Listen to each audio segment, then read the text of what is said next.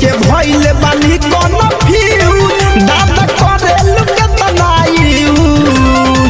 सोख तारू टौनी के तबे बदनवा बनल बा चमक के जवानी के मकनवा बनल बा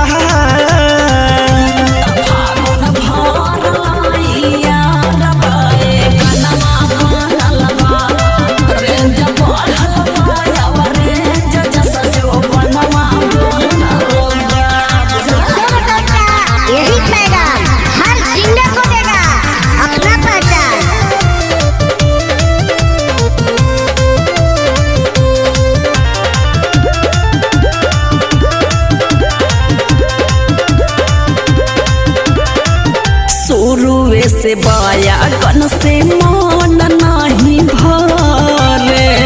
खाता रही चुपे चुपे इहे मनवा करे